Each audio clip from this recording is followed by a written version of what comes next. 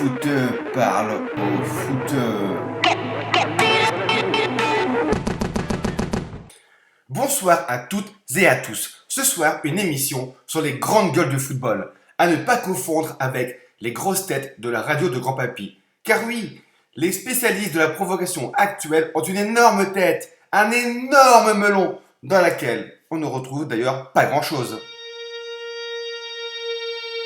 Et le meilleur actuellement dans ce domaine, c'est notre gominé portugais Ronaldo. Le faux, pas le vrai, pas le brésilien, qui jouait beaucoup plus avec ses pieds qu'avec des punchlines sur le web, mais qui depuis a sombré dans le poker.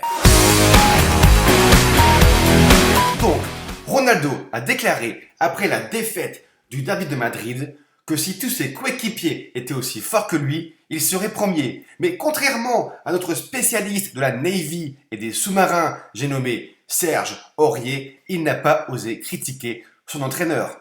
Et pour cause, Ronaldo se souvient très bien de la finale de Coupe du Monde 2006 et il sait que notre Zizou, il ne faut pas le chauffer. Sinon, il se prendrait un coup de boule direct dans le thorax et ne pourrait plus exhiber son torse musclé aux jolies filles sur le téléviseur du voisin d'en face. Ronaldo est donc un petit joueur et on est loin, très loin des rebelles d'antan comme Eric Cantona qui avait déclaré à l'époque que le sélectionneur des Bleus était un sac à merde. Ça lui avait valu 2 ans de suspension, mais franchement, ça avait de la gueule.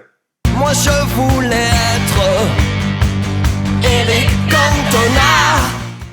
Malheureusement, à présent, tu peux traiter ton entraîneur de fiotte et ne te prendre que 5 semaines en CFA. Embouteillage et pollution pour Paris agglomération. Et là je dis, attention, pour le peu que cela fasse jurisprudence avec la nouvelle loi du Code du travail du gouvernement, la prochaine fois que tu te moqueras de ton boss à la machine à café avec tes collègues, tu vas te prendre 5 semaines et paf, plus de congés payés pour l'année. Ha! Ça va moins rigoler maintenant. Il faut toujours viser la tête. Si l'on parle des punchlines des footballeurs, il faut parler de Zlatan Ibrahimovic. Au début, tout s'est bien passé. Il est arrivé en France et a déclaré « Je ne connais pas la Ligue 1, mais la Ligue 1 me connaît ». C'était drôle. Et puis soudain, le drame. Après une défaite à Bordeaux, Zlatan se lâche. Je n'ai jamais connu un arbitre aussi nul de ma carrière dans un pays de merde. La France ne mérite pas le PSG. Zlatan nous avait littéralement chié dessus.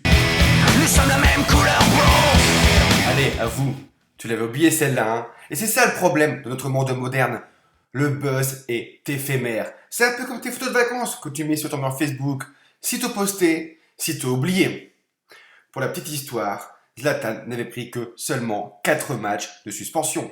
C'est la fin des vacances et Dieu seul ne le sait pas.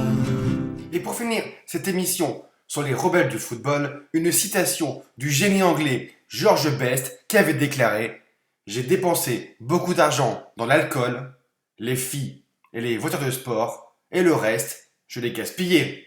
Ah, ciao !» Le président a déclaré la mort du peuple ce matin.